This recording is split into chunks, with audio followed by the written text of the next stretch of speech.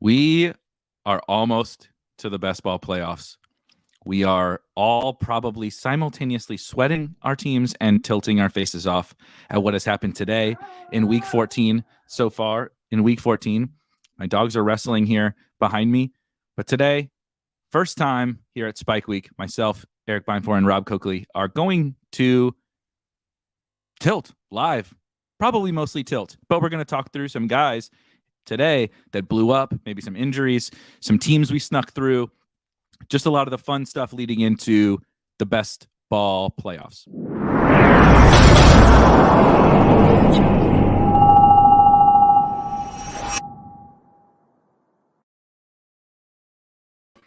You know, we really should have done this last week when I had to sweat in the Sunday Million and I finished 20th in that. Except you decided to do it the week that all my single entry stuff is dead and we're just middling everything else. And I appreciate you guys in the chat, Rob and Lundar. This is literally what we're 2 minutes late or something like that, because I was standing in my outside my office is my TV setup and stuff, and I'm standing there like, okay, maybe now Donta Foreman will get in the end zone. This will be the one. Nope. Raheem Blackshear, the Panthers, absolutely burying my DFS hopes. And frankly, Donta Foreman, I haven't looked. I've been constantly throughout the day looking at all my teams of, the guys who did well, or some teams I was hoping to sneak through, right? Some teams that were close but not getting through. A couple I know that I want to pull up. I haven't looked at Donta Foreman because he was just a guy that I was like, he's on some good teams. I'm excited about him. I played him in DFS today. I hadn't really thought too much about him yet, and I'm sitting here watching Chuba Hubbard, Shi Smith, and Raheem Blackshear score all the touchdowns for the Panthers, and hoping that this Donta Foreman failure week did not hurt me. Siri's talking to me, looking up Donta Foreman stats. It's been a wild day. Do you have any Donta Foreman's colors? Like, you were ready. I know. I was totally completely ready. And but I will say, I feel like I'm excited. I've been excited for next week and the next 3 weeks, but today was a lot of fun, man. For me, this, as TD Vulture says, the Miles Sanders smiley face emoji was huge. He is arguably my most important player in best ball, and he had a good game, period. Got to 100 yards with the touchdown, and then he ripped off the 40-yard touchdown to, go for 140 and 2 today to really push some teams through. I didn't draft a lot of Josh Jacobs, so Miles Sanders is like my Josh Jacobs. So when he had the big game, that was a lot of fun. And I just think, honestly, the slate looked awful, and it was a lot more fun than I thought it was going to be. Definitely very fun to sweat for best ball. Did you have anything that was in particular, standing out to you? For me today, to sweat the best ball playoffs, I was checking in on my Jamar Chase teams. I've been saying it for like 2 weeks that if you get Jamar Chase teams through right now, you have such an edge with those teams because they're not advancing at a high rate. So just for example, Liam tweeted to me earlier today asking me about my Jamar Chase teams. He's like, dude, I'm only getting 1 through maybe of all his Jamar Chase teams. And currently I have 4 Jamar Chase teams advancing in Best Ball Mania and one other one that's within 0.8 points of advancing at the moment. This Chargers game, who knows what, could change outcomes of a lot of things later tonight. But as of now, I told him I had 7 within 20 points. If I can get 5 Jamar Chase teams through to Best Ball Mania, like playoffs, to me, that's huge. Like, that feels like it'll be a massive edge on everyone else. Now, I'm reducing my advance rate because of it, right? But we've talked about this. I don't care about my advance rate. I want to win like at least $2 million minimum. That's all I want to win. That's it. Minimum. Yes. Minimum. Yeah. If we can take down the DraftKings while we're at it and maybe a puppy. Yeah, sure. That would be fine. The big dog. Just to have something to look at while we're talking all this stuff through, I'll just kind of continually pull up my teams that have some of these different players. So for example, Can you look up Chase on your? Oh, you have him up. Nice. So I just pulled up Chase. I have 30 total Jamar Chase teams across all tournaments. So not just Best Ball Mania. I have one and only one Chase team advancing. And it was kind of teetering on the edge. You see here, points ahead by. I did update my. I did. So if you're a subscriber, some people were asking about this. See, if you go into Draft IQ and you go to the lineups page, if you hit this update lineup scores, we have a scoring provider, just like DraftKings does, just like Underdog does, and so it doesn't update in real time. You have to manually go. We're not running that constantly for live scoring, but you can at any point in time go in and update your scores. It takes just a little bit, to run your calculations and everything, but it'll update those forms. So I did do that. I don't know, maybe an hour ago or something like that. So it's kind of close. But obviously, as you see here, so my one Best Ball Mania 3 team that is advancing with Jamar Chase is unsurprisingly a 0 RB elite quarterback team. Burrow and Hurts, pretty good. My guy Miles Sanders, Tony Pollard. So had a pretty big day, just like right there. Helpful day. Yeah, did have this loser, Donta Foreman down here. So it's pretty darn thin at running back. Chris Evans not even active anymore. Rojo is useless. Chase Edmonds is useless, and Darrell Henderson's a free agent. So doesn't have hands anymore. Only have 3 running backs, but and I'm not super excited for Mike Evans, but Mike Williams is a guy who I'm really excited to see. We'll see what happens tonight, but I'm really excited to see on advancing teams or be able to sweat tonight, because I think he could be a difference maker who also similarly kind of like an early third round version of Jamar Chase, like a 2. He's not Jamar Chase. He can't do what Jamar Chase can do. And certainly his floor is not as high, but his upside every single week is pretty darn high. His playoff schedule's fine. And then getting a Goddard was another guy who, obviously has been really hurting me since the injury, but to be able to sneak him in to the playoffs, I think is pretty fun. So this team's not probably, not going to do a ton of damage, but, you never know. Advance a round or two and see what happens. As an example of a Jamar Chase team. It has the makeup to sneak through, though. And it's like, it feels like one of those teams, almost like your team last year that made it to the finals, that you look at and you're like, how did this team get to the finals? And that's what that team looks like. You could be like, all right, well, I guess Pollard kind of went off and Miles Sanders kept doing his thing. Plus Jalen Hurts is there. Goddard came back, so that helped. And then you just start going through these scenarios and you're like, oh, so it actually is a good team. It just, the team as a whole wasn't great throughout the year type of deal. Right. It's a good comparison to that BBM team from last year, where, like you said, this has a few less kind of healthy bodies, but it's not that different. It doesn't have the chalky tight ends, right? Like you said, it has Hurts, but I don't think Burrow's like a super chalky elite quarterback, right? And we had Devontae on that team who was like 25% or 20% or something like that in the finals. Chase won't be that, but then like we had like CeeDee and Keenan Allen and like some kind of different elite wide receivers, which is what this has. Like, am I excited for Mike Evans? No. Was I excited for Keenan and CeeDee last year? No. But it's just somehow that's the teams that you think, we say this a lot, but the teams that you think are like going to pop up, to win you the most money are typically not the ones that you want. So I think the crux of like the show and the crux of what I've been thinking about today is just like, how do I obviously get as many teams through, but then get these teams with really intriguing high upside guys, Mike Williams, Jamar Chase, Dallas Goedert, etc., that, just by happenstance are not super popular, but on any given week, right? Like Jamar Chase projected for like the 3rd most points at wide receiver today on the slate. It's like, do you want that guy at low ownership? Like, you're goddamn right. I want him at low ownership. Of course I do. Yeah. So that's why, like, the thesis of my play was never like, well, Jamar Chase is going to get hurt mid-year, and then if you can advance those Jamar Chase teams. Mine was like, I just thought he was going to be an overall smash, so I wanted as many Jamar Chase teams. And then we got this unique situation where he's out for 4 weeks or whatever like that is. So now the script has changed where now it's like, well, now he's a low advanced rate guy.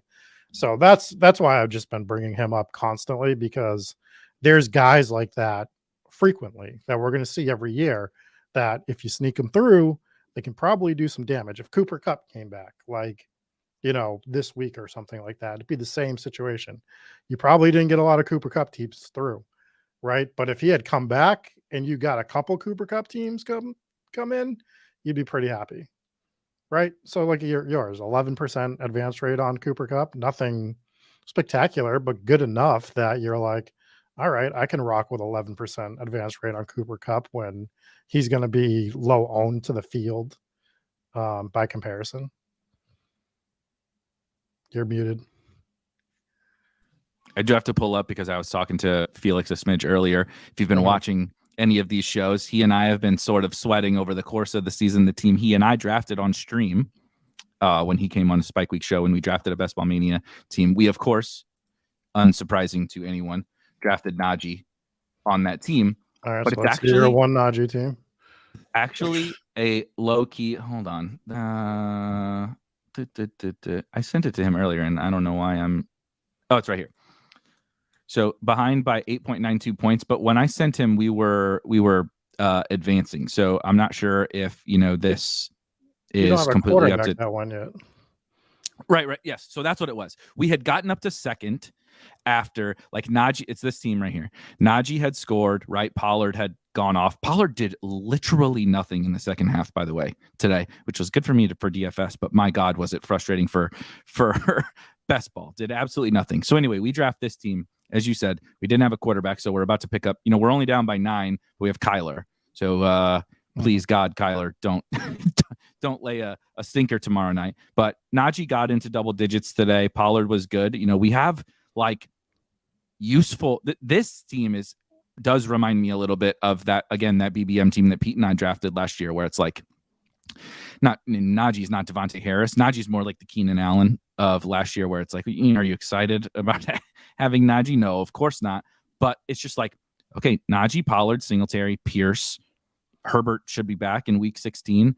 I don't know if you saw, but Dontrell Hilliard got carted off today with a neck injury for the Titans, which hurts because I do have some quite a few Dontrell Hilliard teams. And so, like, it's not like Hassan Haskins, you're like, oh, he's a smash. But, like, I don't know, in week 17, again, if something happened to the big dog, Hassan Haskins could be that Rashad Penny-esque guy. And then just has good-ish to good enough wide receivers. Hollywood going tomorrow night. Gabe, Amon-Ra, obviously, yeah, exactly. Bigger, yeah, fancy. MVS is Kmart. Gabe Davis. Kadarius Toney, if his hamstring ever comes back together. But like Garrett Wilson, Jahan Dotson, I know Nico didn't play today, and Zay, and then Mark Andrews. And Zay Jones sucks. Zay Jones is so bad. You tweeted that, and you tweeted that, and he had such a sick touchdown catch right after, right? Wasn't it like right after? Yeah, it was like on accident though. Like, he didn't do that on purpose. Like, does Zay ever do anything good on purpose? He like runs around. When he was on the Raiders and he was putting up big games, he was getting he was like Mac Hollins. For whatever reason, they just have these dusty wide receiver 2s on the Raiders that like get 9 targets and do something with it because there's nobody else, even though they really suck. That's what Zay Jones is. But anyway, he's useful, right? It's if Zay Jones has had multiple big games, there's just like a lot of good players on this team, even though it's like none of the like best players. And so he and I have been kind of looking at that one. I'm pretty excited for that one, honestly, which I never thought I would have said, like the Najee, Zay Jones, right? This collection of players is maybe not totally ideal, but like shit, dude, it's all healthy pretty much. And just get there. Just give me a chance, with this kind of team. It's another good example of one of those teams. I think it'll get through with Kyler Hollywood. Mark, did he have one catch today? Mark Andrews? God, I don't even know if they threw the ball today. That was I don't know brutal. if they threw the ball once today. It was brutal. I did play Huntley in like one single entry, only single entry, just because it allowed me to get AJ Brown, Jamar Chase, and Justin Jefferson. And I even sent you the lineup the other day. And this is when I get killed in DFS, is like, if I ever fall in love with something before Sunday morning, dead. I'm fucking dusted at that point because it's never the right play. And whatever. The team that I've been tracking all year, I I can pull it up if we want. Mhm. Let me actually two for 15 for Mark Andrews. My God, man. It's more than I thought. Yeah. To be honest. Well, he didn't have a catch in the first half. So all right, let me while you're doing that, Jonathan says Jamison Williams could be interesting. He also says he has a few Chark. I wasn't really drafting DJ Chark. I certainly regret that now because he's been he had a great game today, but he's been really good and generally speaking over the last 3 weeks. And then JMO popped up today. You know, he caught the long touchdown on a busted coverage, which is fun. I'm a huge Jamison Williams fan. But if we can just somehow get his role to keep increasing in this weird backwards way, right? Of the Lions keep fucking winning, and that's like actually keeping Jamison Williams off the field. I think down the stretch, like he'll mix in and do like what he did today, right? Like last week he played like 6 snaps. Today he had 2 targets. It's like great that he caught the long touchdown, and maybe his role will grow. But like the Lions are trying to make the wild card, like they're in the hunt for the wild card, especially with the win today. And so everybody else is healthy. Josh Reynolds, DJ Chark, Khalif Raymond, and obviously Amon-Ra. That's kind of keeping him off the field. So the team that I brought up is the big dog team that I have advancing with Pete. And we're just sun running right now, which scares the shit out of me for next week because if you look at our team, we have Hurts, Tannehill, Zach Wilson. Like, obviously having Hurts is massive. We know the running backs, right? It's Fournette, RIP, Breece Hall, but Ramondre, Josh Jacobs, Kenneth Walker. Crazy. So we're excited about that. But, I mean, we get the 3 touchdown game from Jerry Jeudy today when I don't need it. Up by 300 points, and you finally get the huge Jerry. Give me that on the team that's down by, in 20 points or whatever. Yeah, let's do that on week 17 when this team's in the finals and they're playing against, the Kansas City Chiefs. But we got CD, AJ Brown, Judy, MVS, Burks, Hardman, Alec Pierce, and then we have Everett and Gesicki. So we haven't even played a tight end, but it doesn't matter. We're literally up 287 points right now and advancing that team. So like it's just every week, whoever we need to go off as like an auxiliary player has gone off almost every week. It's just been bonkers, and it just scares the hell out of me for next week because it's like, man, we're gonna get in some grouping, and it's gonna be like the 1 week that Jalen Hurts does nothing or whatever. I don't even know who Philly has next week. Who do they play week 15? Hold on, I do have the schedule up. 1 second. I don't know. I didn't memorize week 15. Oh God, now I remember this now. The Bears. Oh, good. Thanks. All right, we're gonna advance. Smash. We're gonna advance. It will be the same thing as today for the Eagles. They can score as many points as they would like. It's just when do they want to call off the dogs? And Will Fields score a couple, right? Daniel Jones, and co scored enough to push them through 3.5 quarters. And so they hung up, almost a 50 burger on the Giants. Yeah. So is there any players that the chat wants me to pull up or you to pull up? I'm glad you brought that up. If anybody has guys, I would love to, because I've been looking through like a ton of different players. I'm sure Rob has been doing the same. And we can just talk through who the guys that come to our minds. But if you have somebody that you're like, what do you think about this guy? What do you think about that guy? That's what we're here to do. That's what we're here to talk about. I was going to bring up, you can go ahead. I want to talk about after this, just so I don't forget. I want to talk about Jerick McKinnon, because I thought he was an interesting guy that popped up for just an absolutely monster game today on that absurd Mahomes, that absurd Mahomes freaking NFL street pass that he threw. Oh my God, that was so sick. That was so sick. But he's interesting because he's a good example of a guy who's been like, you might use his week here and there, but he's never really been super special. And if you were like teetering on the edge with a weak running back group, like you might sneak that through with, 25 points from Jerick McKinnon or whatever. So I just pulled up Chase real quick because I've only pulled him up in BBM. I was kind of wondering what my total was for all my underdog teams. And I have Chase advancing on basically 25% of 423 teams. With a 31% potential advance rate on him, and I actually love that. That feels real freaking good. Yep. To have happen. So that's fun. That's a lot of fun. That is a lot of fun. This is a good guy. Were you drafting Hopkins? Jay Jenks, Josh brings up Hopkins. And I wasn't drafting him a lot, but he's an interesting guy too.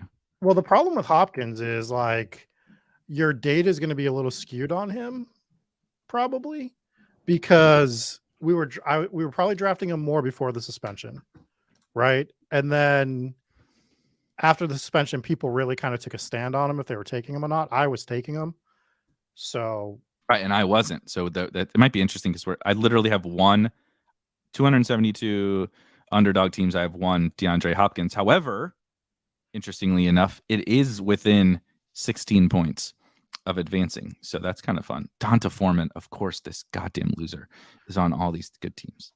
I actually don't think I did the chase thing right. To be honest, I don't think I actually clicked on the name.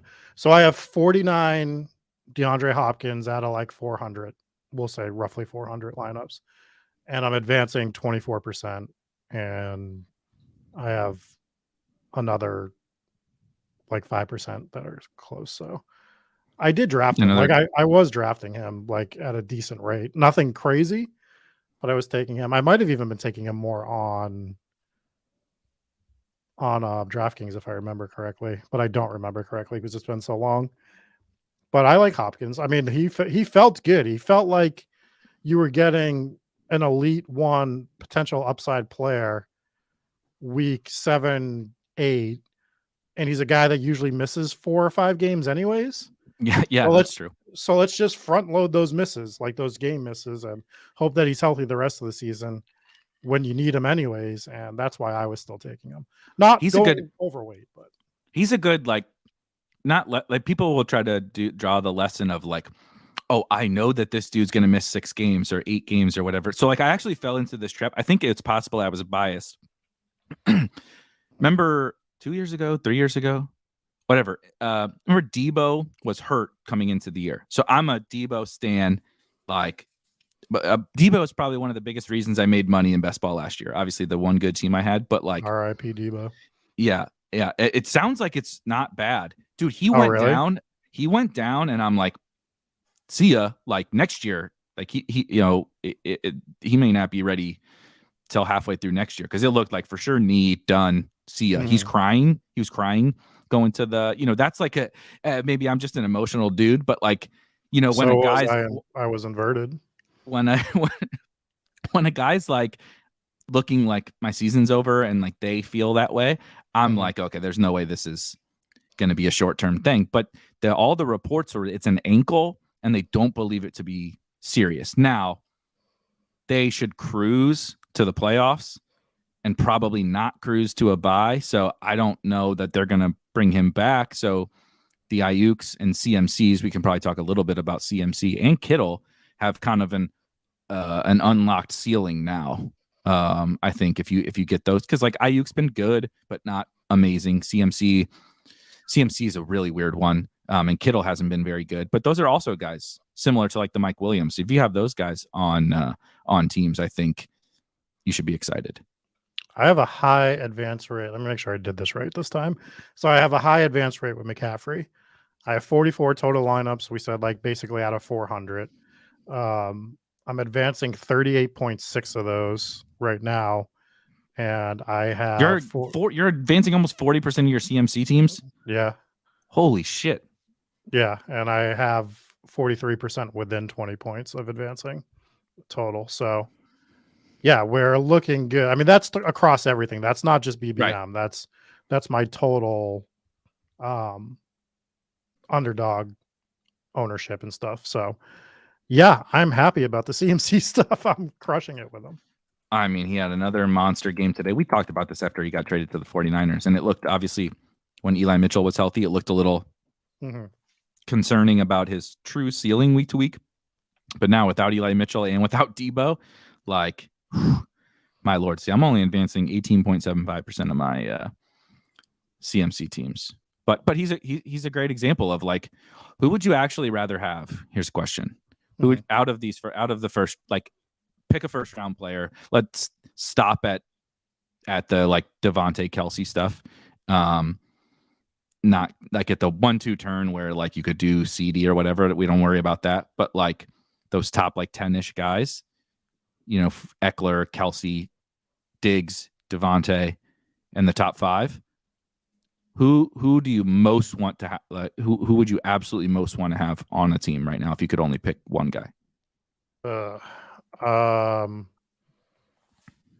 mean, it's got to be McCaffrey or Chase for me, just based on how those teams are advancing. Like Jefferson's probably the best guy out of those, but he's going to be advancing at such a high clip that I'd rather have a high percentage on McCaffrey.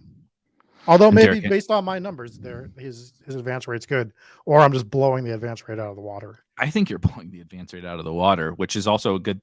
That's good. That's what you hope for. I mean, you can't plan for it, but Derrick Henry was the other guy in that list, who I think's in play also for that conversation. It probably might be between those 3 guys for me: CMC, Chase, and the big dog.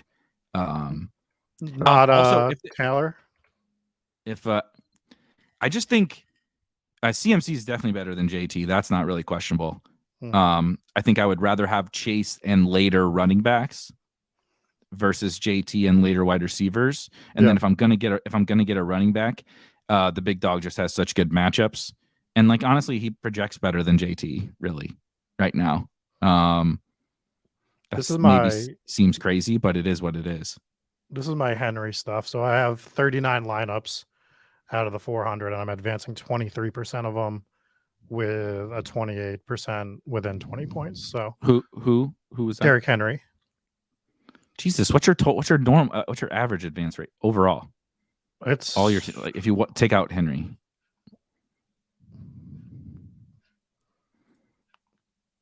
24%. Well, wow, 25%. That's a impressive advance rate, but B, your advance rate on these what we thought would be lower owned guys is pretty sweet. Yeah, it's not bad. I am pretty excited about some of the lower owned guys. I mean, that makes me question, like, what am I advancing Jefferson? Yeah, you're going to be underweight the absolute, like, what kind of dog shit teams did you draft around the best players? It's got to be bad. All right, well, the Jefferson advance rate is pretty good. So you just must have like it's so polarized, like it's I don't know, whatever the word I'm looking for, right? You like have your guys that are 24, 25, 30, 40%, and then you have the guys that are like probably like 0, 3, 2, JT's probably like 0 or something like that. He was 5%. I just looked him up. So he pulls it down, but I only had him on 19 teams. So I wasn't really drafting Taylor. Kelsey. Kelsey would be a fun one. I haven't looked at the Kelsey one in a while. Eckler won't even matter because I barely drafted him. So I'm advancing. Wow. Yeah, I'm advancing. I have 44 Kelsey teams on Underdog. I'm advancing 36% with 43% within 20 points of advancing. So who am I not advancing, Eric? That's the question right now. Who's not giving me a good advance rate? This is what I'm trying to figure out right now. Yeah, somebody's got to be tanking me, right? Yeah. What do you think about this one, London? I've also been thinking about London because the Falcons are the Falcons. It's hard to be excited about anyone on the Falcons. However, we can tell ourselves a story with the move to Ritter that there's, it's kind of like, I don't think Ritter is good personally, but I mean, we know Mariota isn't good. So yeah, it's like there's at least this little, what's behind door number 2 situation with Desmond Ritter. Maybe it's just a little bit better. Also, maybe because they're trying to see what they have in the young kid, they throw it a couple more times a game. Like we're telling a story here that could be useless. But London, I mean, the target upside, this is what you dream of, right? It's like, the offensive scoring upside is probably not there, but the target upside is absolutely what you dream about. And like I said, I've been thinking about London a little bit, because I drafted a lot of Kyle Pitts. I drafted a good clip of London too. But with the amount of Cardinals I have and the fact that the Cardinals are actually one of the stacks I'm most excited to get through. We talked a lot about like the first round players and early round players, but like a quarterback, wide receiver stack, Hopkins. We talked about Hopkins. Like if I have a Kyler Hopkins stack or Kyler Hollywood, Maybe you throw Rondale in there, you throw Trey McBride in there or something. The Cardinals are a team, I think, that's like, as long as they don't shut it down, because they're 4-8. I want to be real. They're finally all together and healthy. You know what I mean? This is finally the Cardinals we've been waiting for all year, minus Zach Ertz. But who gives a shit? What's the difference between Trey McBride and Zach Ertz? This is what we've been waiting for. And so, you start pipe dreaming about week 17 and getting like a Kyler stack through against the Falcons, which is going to be one of the best matchups you can get in week 17. If you have London on the other side, it's a perfect way to have a really fun game stack in week 17. And now without Pitts, his ceiling is a lot higher. So I do think he's really interesting. I mean, he's interesting, but to me, he is Chris Olave. You're hoping for the Olave change at quarterback to back to Winston, just to give him a little bit of life, like we're hoping with Drake London. But the offenses are so bad. They're just so bad. And that's kind of like what we were talking. Well, I was talking about anyways in the offseason. It's like some of these bad offenses, like I like Drake London. I like Chris Olave. I think they're really good players, but we have to talk about the opportunity that they're going to get as a whole. And they don't get high upside opportunity too often, right? Like how often are these teams scoring touchdowns? Not frequently. Like it just, and to flip over to Arizona, you're hoping for Arizona to do the inverse of everything they've done since Kyler's gone there. Every year they fall apart at the end of the season. Kyler comes way back down to earth the last half of the season. And now we're hoping for that to be the inverse, which it could be because, like you said, everyone's back together. So maybe Arizona pushes them and they just freaking chuck the ball to Drake London. But it ain't going to be easy. You're not probably getting to week 17 because of Drake London. You're just hoping you get them there, type of deal. 100%. And I just flipped over to mine really quickly to pull up the Kyler thing because I thought it was an interesting data point in terms of because you think about the fact that he went in the same tier as all these other elite quarterbacks, and not only has he missed games, just 2, right? But still, he's really kind of a fascinating guy. He's partially the reason why you draft elite quarterbacks. Literally what he did this year. Mm-hmm. But he's been so outperformed by Jalen Hurts, so massively outperformed by Jalen Hurts that he looks bad. But Kyler just scores 20 points every week. We look at the Cardinals and we're like, they're a disappointment, and they are. But from a fantasy perspective, Kyler still kind of does his thing and provides you with why you draft a quarterback in the 6th round who runs and has a bunch of talented players around him. This is your Kyler advance rates right now? Yes, I have 50. This is again on Underdog. I have 50. I think I have more on DraftKings. Kyler teams. I was a lot heavier on Kyler on DraftKings because he would really fall on DraftKings sometimes. But so I have a 10% advance rate on Kyler, and then I just want to. I haven't looked at this actually. I don't even look at Hurts teams because they're all just my best teams. So I don't. Even, this is literally the first time I've ever looked at Jalen Hurts. It's look at the difference. I won't even tell you my Kyler advance rate to upset you.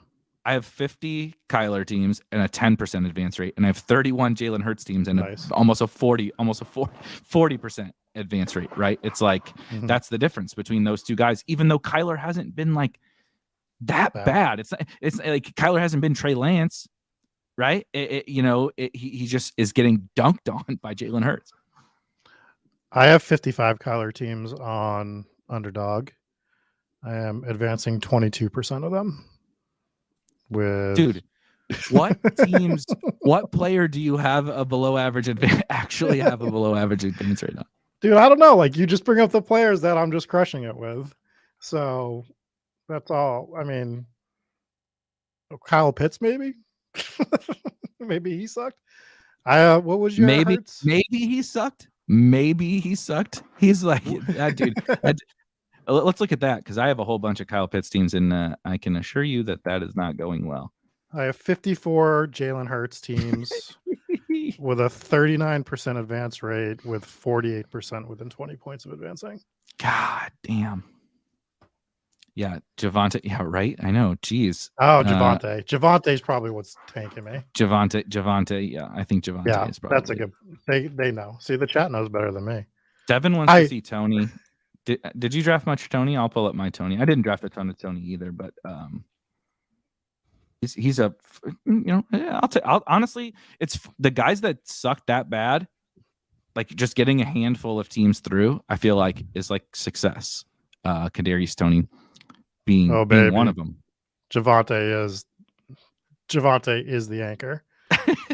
I have 94 Javonte teams with a 9.5% advance rate with 14% within 20 points of advancing. So Javonte is kind of the anchor. Yep. When you get below 10% at that high of a clip, that's what'll do it. I wasn't drafting a lot of Kadarius Toney.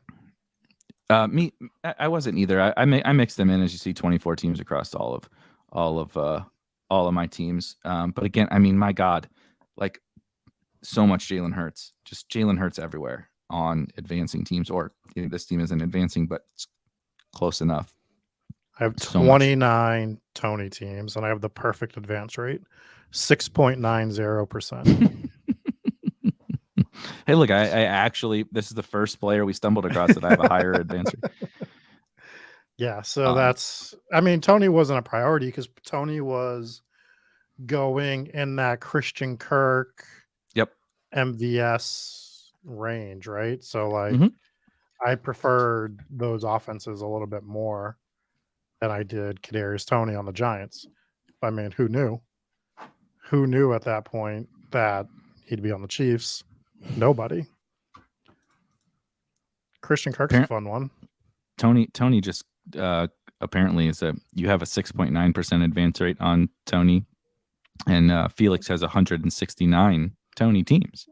Nice. Yeah, it's very nice. Shout out Devin was low on the Broncos. Although I will say, this is a very much recency bias because the game just got over. They just put up a lot of points on the Chiefs today. Yeah, but Russell Wilson's still looking for his name. Did you see how he got knocked out? Like, geez, man. He didn't know his name before he showed up. Do you watch that guy warm up? He does the calisthenics down the middle of the plane while everybody else is trying to sleep. That guy is so far out of this universe that, but what I will say is that, honestly, I mean, Brett Rippon threw the final touchdown to Jerry Jeudy. Jerry Jeudy, for anyone that didn't see, scored 3 touchdowns today. Now Cortland Sutton was out, but it's just one of those where, like, it just shows you that the Chiefs defense is the Chiefs defense. Would you guys zip it? The Chiefs defense can be vulnerable, and as bad as the Broncos are, they're horrible. I'm certainly not going to be like, oh yeah, that's the game in Week 17 I'm most excited for. It's not. But you're more excited for it now.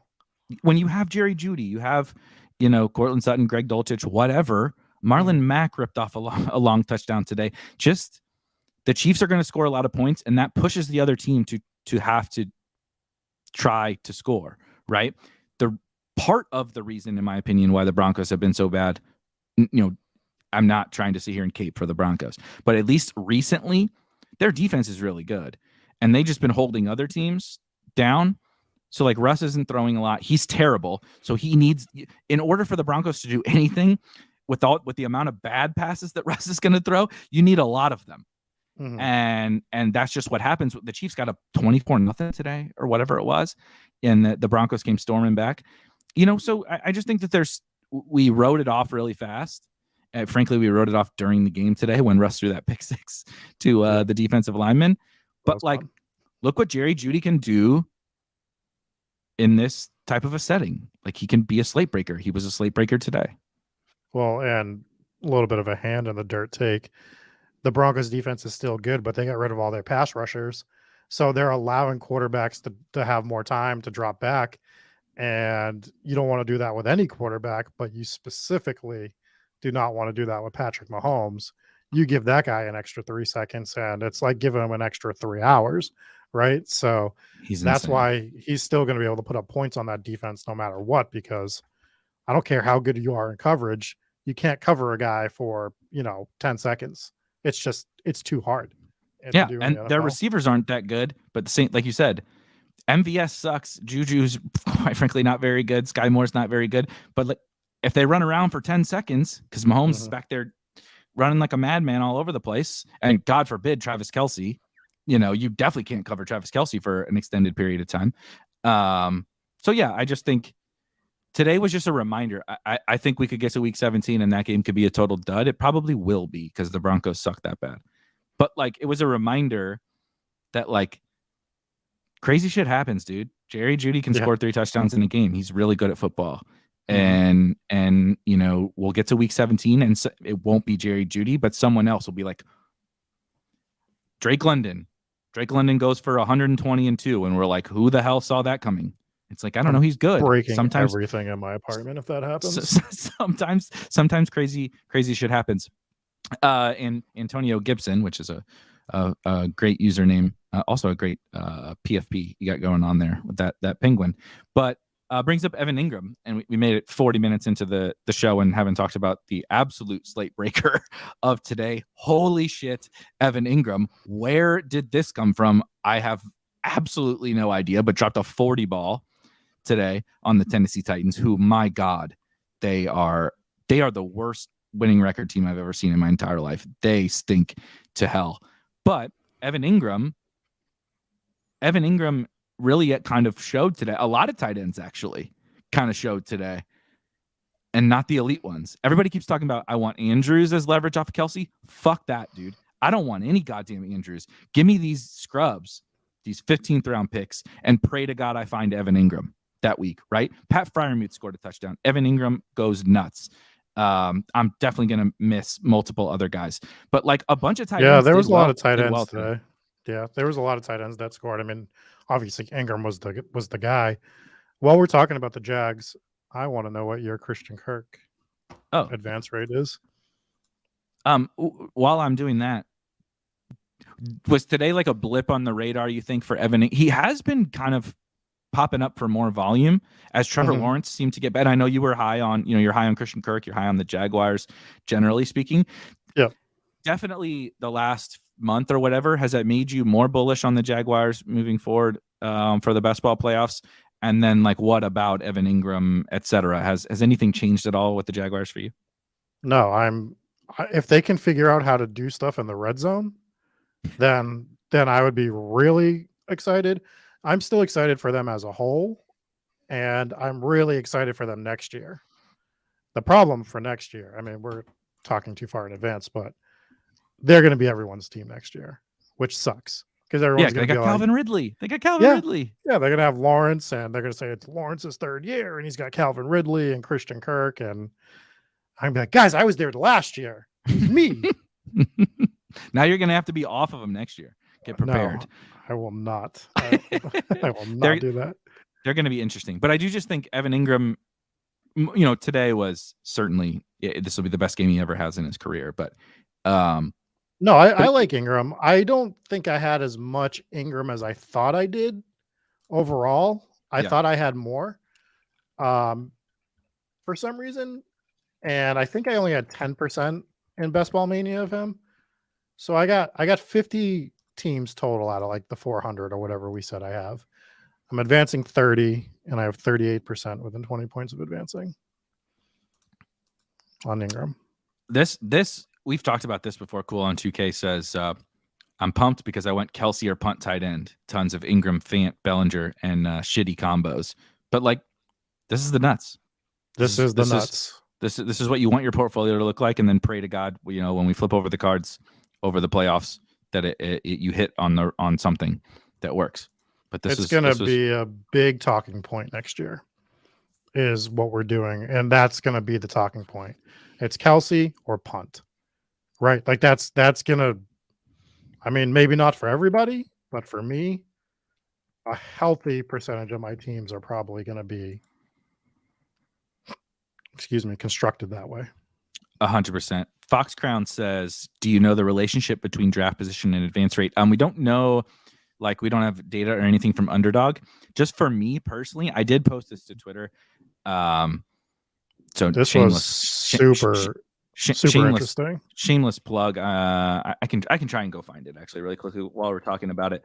I tweet too much, so I have to scroll a little bit. But I shared mine specifically here. Let me. I actually meant to go do this weekend after you did it because I found that like your tweets usually suck, Eric, but this one was actually interesting. Well, yeah. I mean, I own it. I don't care. Just joking. My Twitter's not for you, motherfucker. My Twitter is for me. No, but this was like when I was reading this, I'm like, wow, this is like a super interesting tweet, and I need to go do this for my own stuff. Yeah. That pick one is like jarring. JT baby, JT. I took my JT exposure at 1 just to get it, and I'm not getting any JT. Well, I wasn't. I tweeted this, as you see, a couple days ago.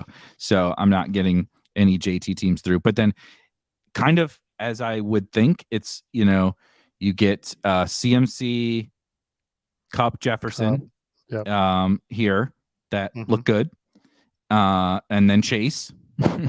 That doesn't look a little good. Every once in a while, there was some JT in here too, where it was like JT would be the one that fought you get in a wide receiver room or something like that. So JT and Chase sinking some of those. And then you get into this, which is Diggs, Devontae, Kelsey, pretty much.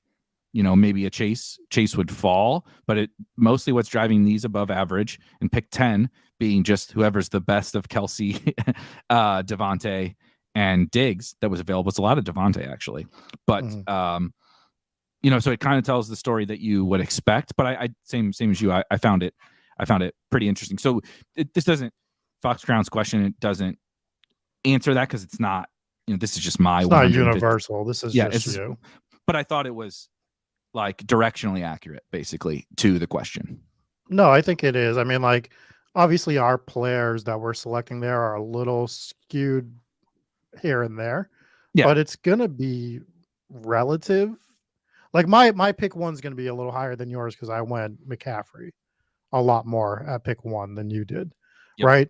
But as a whole, pick 1 is gonna probably be lower than most. And like you said, pick 4, pick 5, where were we taking Jamar Chase, and then wherever you were taking Kelsey, like that's just the rocket ship like you have there, which shows you. Don't get annoyed if you're taking because I do this. I think we all do this. When you start getting that run of like getting picks 10 through 12, right? And you're like, I'm so sick of picking 10 through 12. you have a 57% advance rate at pick 10. Like, don't go on autopilot. Make the picks because it's your best advance. You might win the whole damn thing from pick 10 because you took a hell of a lot of Kelsey there. Yep. Devin's asking if this is on a website, the advance rate by pick. So it's on the Spike Week. If you're a premium member, I can show you how to do it too, really fast. Yeah. So if you go to the lineups page, I live on this lineups page. We have a lot of other. If you go under draft tools and you're a subscriber, we have a lot of awesome tools here. You can see the different combinations of players that we have. Sweat HQ here, which I misanswered the other day. Somebody asked about seeing kind of what specific players like on advancing teams or teams that are close, or my opponents that might be chasing me down or whatever. That's here in this Sweat HQ. And then we have advance rate data, the players that you're advancing the most, etc. But I like to look at the actual lineups. That's where I live. Here. Plus, obviously, it's such an easy way to do the searches and stuff that we're look at Christian Kirk, and I can see the actual teams, but I can also see the macro level data up here. But as you're asking, how do I see that by pick number? We have these filters here for you. So we have this sort ability. You can sort by a bunch of different things: total points, how many points you're ahead, how many points you're behind, what place you're in, when, what date you drafted. Did you get the best ADP value or the worst ADP value on those, etc. But then to your specific question, within this filter here, it's not pulling up when I'm clicking it. It's only showing on my screen. But there's 3 different filters. You can filter by pick number, roster numbers, and roster type. So roster type meaning 0 RB, etc. Roster numbers meaning 2772 or whatever. But then pick number obviously being here. I'll just here's my. I just might have Kirk pulled up still too, so you might want to clear him. I'll get rid of Kirk, and you can see my, as you can see, with the 0% advance rate from the first overall pick. I got the first overall pick 21 times, and this is across all my teams, so not just BBM. And I'm advancing 0 of them. So we have that filter option for you here. You can go to spikeweek.com, and there's a premium. If you're not a subscriber yet, in the header, or you can go to spikeweek.com/go-premium and sign up there. It's only $25 a month. You can cancel whenever you want. But $25 a month, and you can see literally, again, you're watching the best ball shows, and Rob and I talk about this several times a week. So clearly we're sickos. I'm a sicko. Here's a better advance rate from the number 1 spot for everybody. Fuck off. I almost clicked you off of the stream, but I wanted to be nice. But isn't that funny though? Just like because my approach, which I don't really regret, was like, I'm just going to take my JT. I don't really even like JT. I much preferred Kupp and Jefferson and Chase to both the running backs. Honestly, I like CMC fine, but just because I was like, look, I'm just going to take my JT, suck it up. I don't want to have 0 of JT because he could be the guy you need, right? And I'm just going to take it, and it failed miserably, and none of those teams worked. You know what I mean? But doing that same thing, as you said, why is my pick 10 so high? Why are 60% of my pick 10 teams advancing? Because it was like, every time I get this pick, I'm taking that guy, right? I'm taking Kelsey, or I'm taking Devontae, or I'm taking Diggs when they're here. I'm just doing it. I'm not getting cute. I just want my portfolio to be my portfolio amongst these guys. And it missed miserably at pick 1, and it hit in a huge way at pick 10. And it is what it is. Pick 6 is my worst so far. My pick 10. So this shows the difference too. Your pick 10 is like 57%, and mine's only 21. Right. So like, that's a big difference. My pick 11 sucks. Pick 12 is good, but I'm guessing that's mostly Kelsey. Right. Like that would be my guess. But yeah, I mean, so I guess like there is going to be a disparity on how you approach certain picks. So I went a lot more CMC, and you can see that in pick 1, but you were crushing it at that 10 pick. And I mean, I'm fine. 20% is not bad, but it's not 57%. Like that's nuts. So like, that's crazy numbers. I think 2 was my best. I think I'm 33% at 2. And yeah, you're a lot flatter for sure than I am. I did want to we got to stop gassing you up on Chase, but I did play him in DFS today and watched every snap of that game. Now T got hurt. Somebody did ask about T. We can talk a smidge about T, and Boyd T was hurt coming into the game. This bullshit, by the way, quick side tangent, that the Bengals do, and it always seems to be with T, where he comes into the game not healthy, but he's not on the injury report. That's what happened today. He has a hamstring issue, and he was not on the injury report. He basically tried to give it a go and couldn't, so they just benched him. And like, isn't that what the injury report is for? Is for you to tell us that his hamstring is not healthy? But so anyway, that was frustrating, and he bounced back fine last time from this and had a couple big games. So I assume that it's going to be all right. But it's slightly concerning. Like next week, it's do or die now in best ball, right? We don't get to mess around and be like, okay, he'll be all right. He'll be fine later. It's do or die now. If T. Higgins is not healthy and he's on your advancing team, you took him in the 3rd round. Like the shit matters. And Tyler Boyd broke his finger in the first quarter.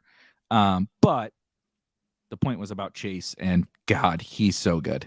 He is. Him and Jefferson. I know Kupp's hurt. Kupp's right there too. These dudes are unreal. The whole he's playing with Trent Taylor and Trenton Irwin, and even Hayden Hurst wasn't out there. Mitchell Wilcox. The whole planet knew that in order to score, they needed to get the ball to Jamar Chase, and the dude had like 11 catches for 130 yards and a touchdown. Like, how does that even happen? It's crazy. We got a question about what week 15 games are we excited about? Ooh, I'm going to be honest. I need to pull up the schedule because I knew 16, I knew 17. I didn't get into the weeds on week 15 too much. No, me either. I just couldn't do it. But this is a great one too. And if you need to see this, we do have a playoff schedule. Not that you need necessarily. It's helpful for when you're during draft season and stuff. Right now you don't necessarily need to pull up this, but I do think I'm glad Mike asked this because it's probably a good kind of last thing to start to talk through. With now we're getting these teams through, right? So you get that Bengals team through. I'm totally content with my Jamar Chase teams against the Bucks. After what the 49ers just did to this poor Bucks franchise. But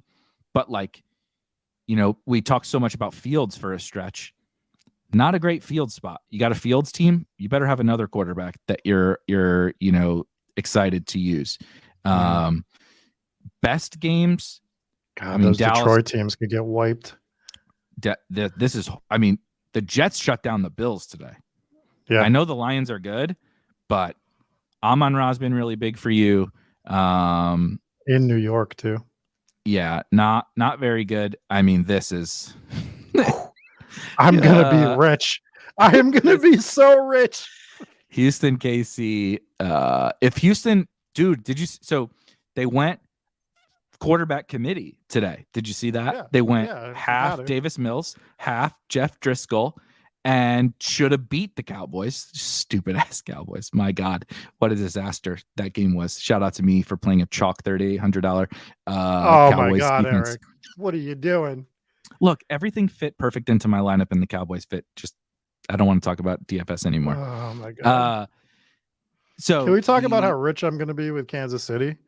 The Kansas City schedule is unbelievable. Houston, Seattle, Denver, who they just put up 35 on today, 27 in the first half. I have 155 Mahomes teams out of 423. I have a 35% advance rate with 44% within 20 points of advancing. I'm gonna be rich. It's gonna happen, and then I'm gonna buy Spike Week. If you win the 2 milli, we can talk. This is a good one. Buffalo, Miami is very, very fun. Buffalo, Miami is fun. How's your Josh Allen advance rate? Great question. I won't because he hasn't been bad, but he hasn't been like crushing. You know what I mean? No, he hasn't been particularly. You over the last month and a half. You want Hurts all day, every day. Yeah, you want Mahomes over him for sure. So I do have a pretty big advance rate on him. I don't have much Josh Allen on under. Oh, he went really early. That's why. Yeah, this makes sense. How many lineups do you have? Only 15 Josh Allen teams on underdog. So very few out of let's just call it 300. So not a lot, but 46% are advancing. Yeah. So I guess I'm a Josh Allen fan. I have 44, and I have a 27% advance rate currently. And I'm within 34. I got a 34% on with being within 20 points. I think it's a little bit of just run good, just quickly scrolling through some of the top teams. Just like two have him with Fields, also with Pollard, with Miles Sanders, with Raheem Mostert, with Diggs, with AJ Brown, with sometimes it's really not that much about that individual player. And Josh Allen's been good, of course, but I think it's a little bit of run good. I drafted 2 big dog teams. One is advancing. It's a Josh Allen. It's a Josh Allen team. Good. Is it gonna definitely make it through? Yeah, it's gonna get through. Shout out Miles Sanders, of course, again on that team. It's okay, but it's Diggs Devontae, which is pretty fun. So I'm excited for that. The tight ends are pretty shitty, but it's not bad. It's not. I'm not upset about it. Week 15. I'm happy as a whole with my. I went elite quarterback hard, and my advance rate on all of them is really good. So I'm excited about that. I'm excited that almost every team that I advance is going to be elite QB. Right, Hurts, Allen, Mahomes. You just it and not worrying, just letting the quarterback thing play out, and just being look, I don't really care about the ownership that much. It's going to be spread out enough at least in my pods. We'll get to week Yep. 17. We'll do the show in a couple weeks, and it might be a little bit different because whoever goes off each week, their advance rate gets boosted up. And week 17, that gets even bigger because, Amon-Ra goes off, Andrews goes off last year. It's not just, we talk about advance rate to get to the playoffs right now. And of course, that's important. But in terms of week 17, the ownership in week 17 is really focused on how they did in those playoff weeks, in particular in week 16, right? Because you got to get first out of 12 people or whatever it is, depending upon the tournament. You got to get first out of 12 in week 16. So you got to have a big score. So you need to have, right? If Josh Allen scores 40 that week, a lot of those Josh Allen teams are going to make it, right? If Jamar Chase goes, this happened last year with Chase and Higgins. Higgins went nuts in week 16. So he was higher owned than Jamar Chase was in week 17, but you wanted Chase in week 17. Higgins didn't do anything. Chase went for 50. So it'll happen again this year. Just who the hell knows who it's going to be. Really quick, I did want to touch on these week 15 games because we'll be talking about those this week on some other shows. Chargers, Titans. We'll get the Chargers game here in a few literally just pulled up my Herbert exposure because I was looking at that. I mean, dude, I Lawrence didn't touch him much. Just lit those MFers up. So, but Mike Williams, right? Mike Williams, Everett, Keenan, everybody. Eckler is not a great matchup for him, at least on the ground, but he's basically a receiver. Let's see here. Not a lot of great, kind of like this week, not a lot of great matchups. San Fran, Seattle's okay. Debo being hurt. If you have Ayuk, Kittle, CMC with anybody from Seattle, I think you're feeling all right. But man, there's not a lot great here, really. Chargers look good. Chiefs. I think your elite QBs are gonna mash next week, so you're gonna see a lot of Hurts, Mahomes, Allen advancing, and it's gonna wipe out a lot of the other quarterbacks that are great point. Like Lamar teams are probably gonna be. I mean, they're already going to be in a tough spot. They're playing Cleveland, which isn't bad, but we don't know if he's going to be back. Yeah. So how do you survive that unless you went double elite with Lamar, which you didn't do too often, right? Right. And even Kyler teams are going to be tough to get through next week. So you're looking at trying to advance some of those teams because the top three, in my head, those are the top three guys: Hurts, Mahomes, Allen, are just going to mollywop all three of those games, most likely. That's got to be the biggest takeaway, I think, is that it's gonna if you've been relying upon, to be dead. If you've been relying upon, I think Burrow can be okay as long as T's back. Burrow can be okay, but who do they have again? I don't think it was anything. Tampa. Yeah, that could go either way. Which is fine. It's it's not as good as these other guys. Right? I mean, he's not Mahomes playing Houston, who Mahomes could decide how many fantasy points he wants to score. Next week, basically. I think that's probably my biggest takeaway. I don't have any strong takeaways really on anything else other than I've talked about this too many times, so I don't want to talk about it again. That Chargers game's fun, but on the Tennessee side, I mean, this is about as good as it gets for the big dog against the Chargers. Ramondre's in a good spot next week. Who's Ramondre? Oh, Vegas. Yeah, thank God. I need Ramondre.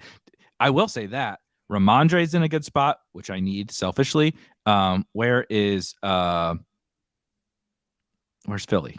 Why am I missing? I'm forgetting. Philly's got Chicago. So Miles. Miles against the Bears is an amazing matchup. It's basically the same as what just happened this week. Ramondre's in a great matchup, so if you have your 0 RB, hero RB teams and you have those guys, you're feeling good. Even if Ken Walker's back, not great. And really not great for old Ken Walker against San Francisco. Running backs. I mean, Pacheco. But if you get Saquon through, you're happy. He's got the Chargers next week, I think, is what I saw. You scrolled. No. Maybe that was wrong. The big dog's got the Chargers. Saquon's got Washington, so Washington. Not awesome. The Jets play the Lions, So if Michael Carter could ever do anything ever, although the Oh, Lions baby, defense, Garrett Wilson. it's definitely Garrett Wilson time. Next week, you should be excited for Garrett Wilson. What did you draft Garrett Wilson at? Like, what is your ownership on him? Let me look. Because I went nuts on Garrett Wilson. I have 80 out of my 423 teams. Ooh, see, I did not go nuts on Garrett Wilson. I have 22 on Underdog. I have 22 Garrett Wilson teams, and I'm not advancing very many of them. So I'm gonna end up being anti Garrett Wilson next week, which feels really bad against the Lions. I have a 29% advance rate with him, and 20 within 35%. I'm gonna flip over really fast. I thought you were gonna say you're gonna flip out, and I was like, "Yeah, my advance rates are great. I don't know what to tell you, man." I mean, I am gonna do that after we get off this.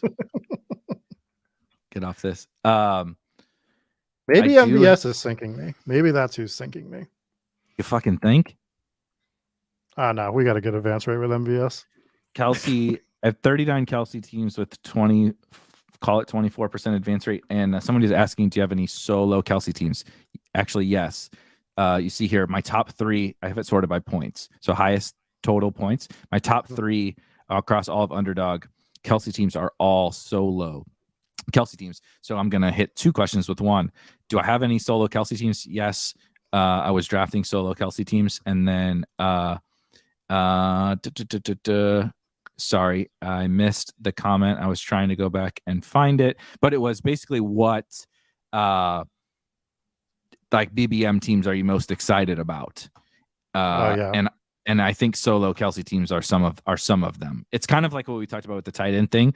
I want Kelsey, and I don't want to have to worry about another tight end. Like, I'm just going to take my Kelsey points and move on with that team, or let's punt it off a tight end. And my highest scoring Kelsey teams are like I said, these punt ones. This is kind of interesting, actually. So to the now Mariota is gone now for me, but I still do have Goff. He does get the Jets, which is not great, but like if I can somehow get a Fields or a Goff game that just, I can win that 12-person pod because the team's decent. Miles Sanders, Devin Singletary, McKinnon. This team probably used, I guess McKinnon smashed. But this team probably used Miles Sanders and Boston Scott games. But solo Kelsey just helped this team find Amon-Ra, Devonta Smith, Gabe, T, Devontae, right?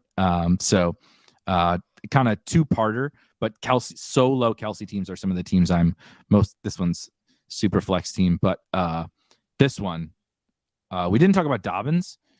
Dobbins is a good one. Had a great game today. Looked really good. I would be excited for Dobbins teams, and then this one's Hurts and Tua, so it kind of fits everything we were talking about. Dobbins, Pollard. It's really just those 2 guys, but Dobbins, Pollard with a bunch of really goddamn good wide receivers, and then solo Kelsey. So, all right. My favorite team that I have, other than my big dog team, is actually a puppy team, and I can show it if we want to look at it real quick. So this team mashed in the playoff. I mean, it mashed throughout the season. It says 1884. It's at 1891 right now. This just probably didn't update a few points, but it's Mahomes and Tua, CMC, Ramondre, Isaiah Spiller, Rashad White, Michael Carter. So, I mean, McCaffrey and Stevenson is a lot of fun. Wide receivers are Tyreek, AJ Brown, Juju, D-Hop, Christian Kirk, Paris Campbell, Kendrick Bourne, Duvernay, and Randall Cobb for some reason. And Hawkinson and Tyler Higbee for the tight ends. So I think that's a super fun team to get through, just based on like the firepower it has.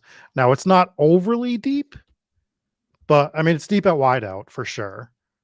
Rashad White's coming on. I think people are wish casting Rashad White a little bit. I know his usage is going way up, but I think we're forgetting how much the Bucks and specifically Tom Brady likes Leonard Fournette. Right? Oh, like, definitely. I mean, the Bucks just suck. Neither of them are great. Neither are great. But it's better than, it could be worse for Rashad White. It could be definitely. It could be Darrell Henderson. Definitely, but there's been like a love fest going on for Rashad White. I'm like, I like him. He's fine, but he's not he's not going to come in and like win you anything right No, now. no. He could give you a usable week, but he's not really winning you anything. Yeah. So I saw Devin in the chat said he did to Jacoby Myers what I did to Garrett Wilson. And did you watch any of our content this offseason, sir? I tried to tell you not to draft Jacoby Myers. He was like one of my main guys. Like, he's just not a best ball guy, right? Like, he's just not the type of player I want in best ball, personally. And I drafted a little more than you did, just because I do believe Jacoby Myers is good, and it was like one of those, if the offense can take the next step, the whole fact that he doesn't score touchdowns and all that, maybe that changes. And like that happened with Miles Sanders, right? Miles Sanders didn't score a touchdown last year. He's going to score double-digit touchdowns this year with like 1,500 yards. And so it can go both ways a little bit. But to your point, Jacoby Myers still is not, like, when you compare the Jacoby Myers archetype to the Garrett Wilson archetype, just Garrett Wilson has the potential to win you. Jacoby Myers was never going to do what Garrett Wilson is doing right now. It just wasn't in the range. Jacoby Myers can be useful, and he is a chess piece that can play into certain. I think Jacoby Myers is very much like a robust bro type pick, right? Mm-hmm. I take my Najee and Nick Chubb and Lenny, and then I just need a bunch of wide receivers who are going to give me some usable weeks. He can mix in there for sure, but that's really not how either you or I draft. And so he's a tougher sell. I'm a little higher on him than you are, but still. Well, I would hope so. I drafted 423 teams and I didn't draft them once. Yeah, so literally everyone in the world is higher on Jacoby Myers than you. I do gotta get running. But what is the one thing, I like to do this with all the DFF shows? What is the one thing you're feeling right now, like moving forward? Let's set aside what you just talked about with like the Week 15 elite quarterbacks, but like anything else, any player, any team, any roster construction that you're like, you feel the best about heading into the best ball playoffs. I know we have 2 more games, but and we'll cover those in upcoming content. But like right now that we've gotten this Week 14, most of Week 14 through, what's the number one thing you're kind of feeling like, God damn, I want all my teams to look like that? I think, like, just from a player combo perspective, the AJ Brown, Tyreek Hill teams are going to be a lot of fun to get through in the playoffs. So I'm gonna be looking at that combo for sure next week. I have a feeling, because I think they're both might pop off again, and you're gonna be like, "Ooh, how many Tyreek?" And being able to do the player combos on our site, I think that's going to be one of the things you're looking at. You're going to be looking at how many AJ Brown, Tyreek teams do I have, and how many are alive still. So they're really good because they're superstar wide receivers that you didn't have to pay quite the same superstar wide receiver price, right? They were 2-3 turn-ish picks as opposed to early to mid first round picks. And Tyreek for sure, AJ to like a slightly lesser extent, just because he's had a few lesser games.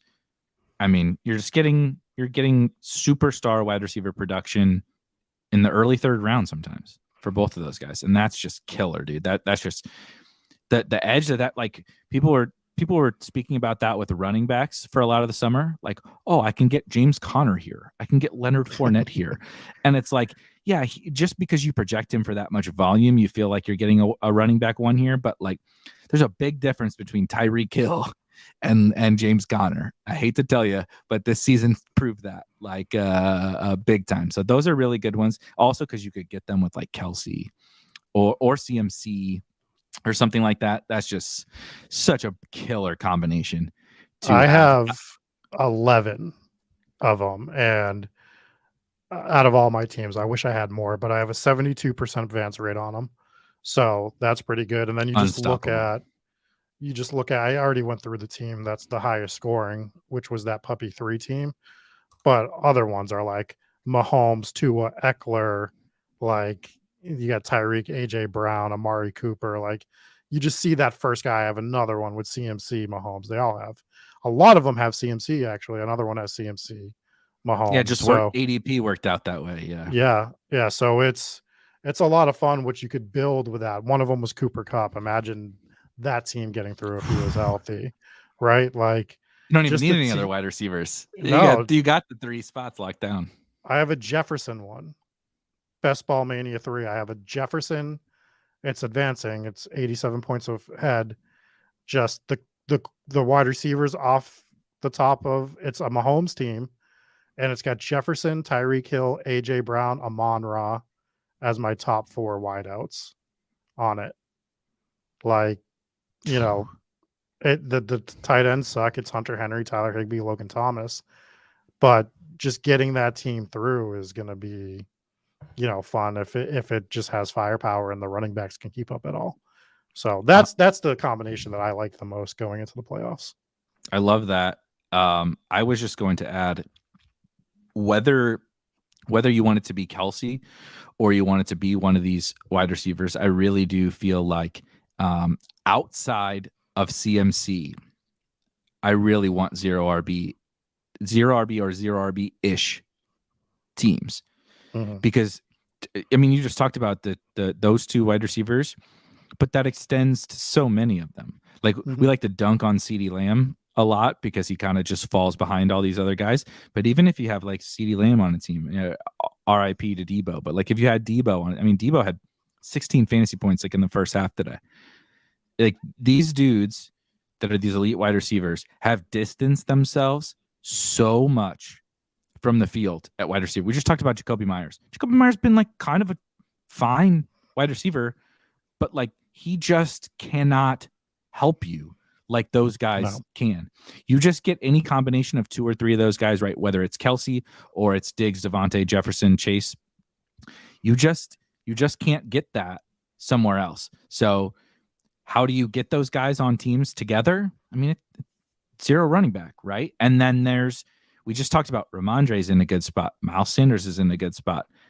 Josh Jacobs is a stone cold smash.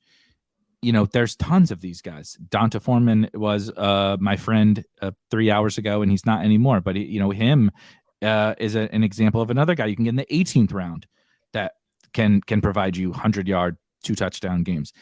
I want as many combinations of those guys. Like when I'm looking at my teams and I look and it's like, dude, even like we were excited about Saquon 2 months ago. Mm-hmm. I don't even want Saquon on the teams. I want the wide receivers there. You know what I mean? And Saquon's awesome at football. He's getting volume, but like, I don't even want to waste the spot. Like I would just, if there's a position I'm cool to be like, it's a bunch of late round flyers because anything can happen, right? We just earlier I mentioned, not like to try to totally belabor this or whatever, but Dontrell Hilliard just went down. You took Hassan Haskins. I know Felix was taking Hassan Haskins. Took Hassan Haskins in the 18th round, and just by some bullshit variance, he's the starting running back for the Titans at some point in this playoffs. He's Rashad Penny of last year. And like there's so many avenues to finding useful running backs. Chuba Hubbard had a big game today, right? Mm-hmm. Tony Pollard is obviously awesome. If something happens to Dalvin, Alexander Madison is awesome. There's so many ways to get awesome running backs, but the wide receivers, there is no path to outside of, we love Garrett Wilson. We talked about Drake London, but even Garrett Wilson can't match Tyreek Hill, right? It's just those wide receivers are the differentiator. So we'll see. Maybe I'll be wrong. We'll get to week 17 and the robust bros will win, but that's how we'll get another stupid Kamara 6-touchdown game. If Kamara scores 6 touchdowns in week 17, I'm also breaking everything in my I agree. In my place. I totally agree. I will just wrap it up with obviously we started this show here leading into the Sunday Night Football game. We're going to try to keep this going throughout the playoffs because I know you guys are going to have teams that are advancing in the playoffs. Rob and I hopefully will have teams that are advancing in the playoffs. This show's going to be so hard if we don't. It's going to hurt when we get so much. If we lose every team next week, it's definitely going to be a struggle. But that is the life. And you guys will get to just watch our misery for an hour next week. But we're going to try to continue to do this throughout the course of the playoff. There is Christmas, and we'll figure out what to do around the holiday season. We'll mix that up. But going to continue to sweat these best ball playoffs moving forward. And we're going to be doing a bunch of shows, whether it's just me, it's me and Rob, it's me and somebody else, it's Rob and somebody else. We're going to be doing a bunch of shows a lot throughout these playoffs, because I mean, this is what we live for. This is what we drafted. We spent the days of our life drafting these teams, so we might as well enjoy this playoff stretch run. Appreciate you guys hanging out with us. Enjoy the Sunday night football game. Enjoy the rest of your what is left of your weekend, and I think we'll probably catch you guys tomorrow. If not, we'll see you on Tuesday.